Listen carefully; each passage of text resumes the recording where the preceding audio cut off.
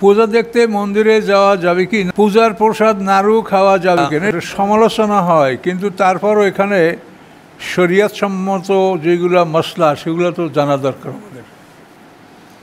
তো এখানে প্রথম কথা হলো আল্লাহ তাআলা আমাদেরকে জ্ঞান দিয়েছেন কেন?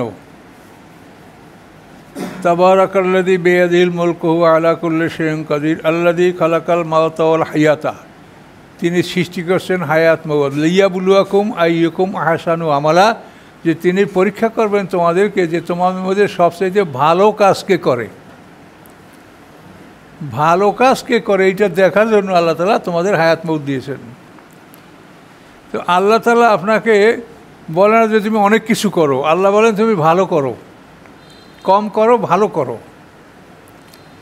আল্লাহ তাআলা কোরআন পাকে বলেছেন ওয়ালা তারকানু ইলাল্লাযিনা যালামু ফাতামাসসাকুমুন নার, তোমরা জালেমের দিকে বিন্দুমাত্র ঝুঁকবে না, যদি ঝোঁকো আগুন তোমাকে স্পর্শ করবে।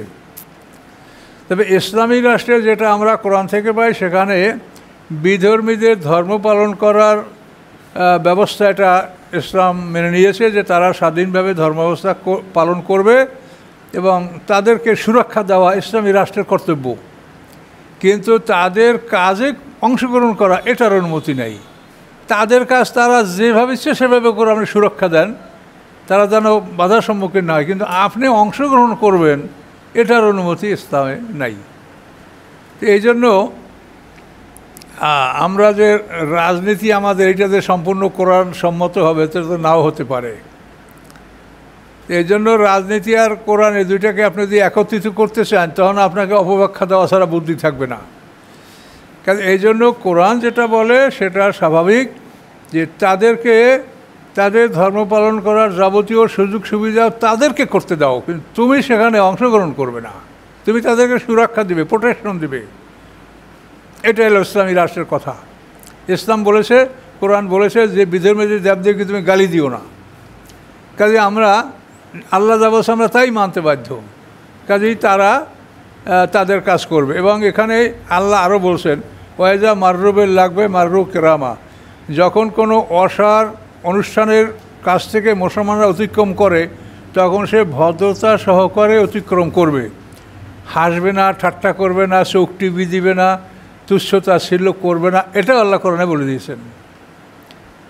তাহলে এখন তাদের কাজ তাদেরকে সুন্দরভাবে করতে দিবেন, আপনি কোনোভাবেই তাদেরকে ডিস্টার্ব করবেন না এবং অন্য কেউ করতে দিবেন না, এটা আপনার কাজ। পূজা দেখতে মন্দিরে যাওয়া যাবে কি না, কোনোভাবেই যাওয়া যাবে না।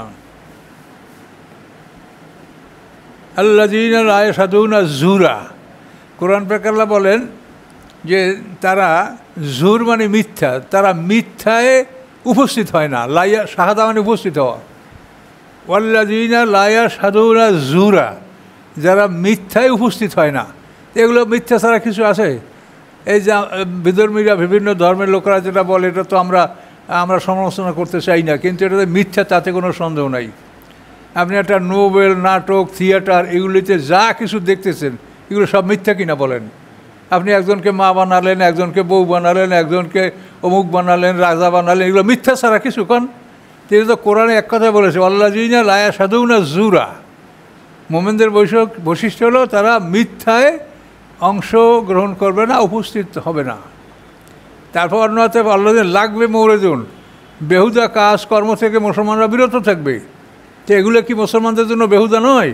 তো মুসলমান কেন সেখানে যাবে? মুসলমান ঈমান আকীদা নষ্ট হবে, কোনোভাবেই যাবে না। তাদের ওই যেটা কোরআনে বলা আছে তাদেরকে সুরক্ষা দেন, তাদের কাজ তাদেরকে করতে দেন। পূজার প্রসাদ নাড়ু খাওয়া যাবে কিনা, এটা একদম খাওয়া যাবে না, হারাম। এটা হলো কোরআনে ডাইরেক্ট আল্লাহ যে বলেছেন ওমা উহিল্লা গায়রিল্লাহি বিহি, আল্লাহ ছাড়া অন্য নামে যেটা উৎসর্গ করা হয় সেটা সম্পূর্ণ হারাম। কাজে এই পূজা পর্বে শ্রাদ্ধে যে অর্থটা তারা ব্যয় করে এটা তাদের দেবদেবীদের নামে উৎসর্গ করা থাকে। কাজে এই উৎসর্গ করা খাবার একটা ডাইরেক্ট হারাম কোরআনে বলেছে। এটা যদি তারে মনে করেন বাবার নামে শ্রাদ্ধ আর মুসলমানদের জন্য 1 লাখ টাকা আলাদা দিয়ে দিল যে আপনারা এদের করে খান, তাও যাবে না। কেন? মূল অর্থটাই হলো তাদের দেবদেবীর উৎসর্গ করা। ওমা উহিল্লা গায়রিল্লাহি বিহি, এগুলো কিন্তু অনেক সময় দেখা গেছে, আমার কাছে এর আগেও এই প্রশ্ন আসে যে মুসলমানদের নাম করা একটা দল ও হিন্দুদের শ্রাদ্ধ খেয়েছে, মানে বাজারে এক ধনী ব্যবসায়ী মারা গেছে হিন্দু, উনি মুসলমানদের জন্য আলাদা ব্যবস্থা করছে, তার সন্তানরা আর হিন্দুদের জন্য আলাদা ব্যবস্থা, এটা তারা খাইছে, কিন্তু এটা সব হারাম। আল্লাহ ছাড়া অন্য নামে উৎসর্গ করলে সেই জিনিস খাওয়া যাবে না। এমনি হিন্দু বাড়িতে স্বাভাবিক অবস্থা আপনি যান, তখন আপনাদের স্বাভাবিক মেহমানদারি যে তারা করে সেটা আপনি খেতে পারেন, কিন্তু পূজা পর্ব, উৎসর্গ, শ্রাদ্ধ, বিয়া, এগুলি সব তাদের ধর্মীয় অনুষ্ঠান, এখানে কোনোভাবেই অংশগ্রহণ করা যাবে না এবং কোনো কিছু খাওয়া যাবে না। এর থেকে সতর্ক থাকতে হবে, নিজেকে রক্ষা করে চলতে হবে, নিজে ময়লায় নিজেকে মিশিয়ে ফেলে তো হবে না।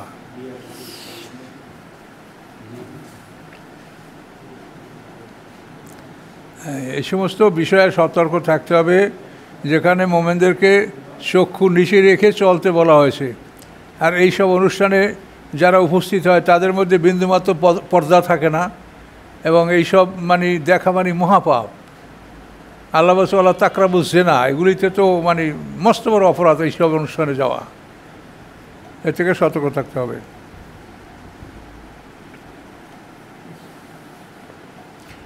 আর বিষয়টা হলো কি, যে আমরা যা করি এটা সম্পূর্ণ কারো কাজ কোরআনের সাথে মিলে না। কোরআন কখনো বলে না এই যে তুমি দিন কাম করে আমার কাছে আসো। কোনো কোনো পয়গম্বর আল্লাহর কাছে এমনভাবে উপস্থিত হবে যে তার একজন উম্মত নাই, সেজন্য পয়গম্বর তার মর্যাদা পাবে, সে তার মর্যাদা ক্ষুণ্ণ হবে না। আল্লাহ বলবে না যে তুমি খালি আসলা কেন, তুমি কি করছো, এটা বলবে না আল্লাহ। পয়গম্বর তার দায়িত্ব পালন করেছে, এখন যদি তারা ইসলাম গ্রহণ না করে তা কিছু করার নেই।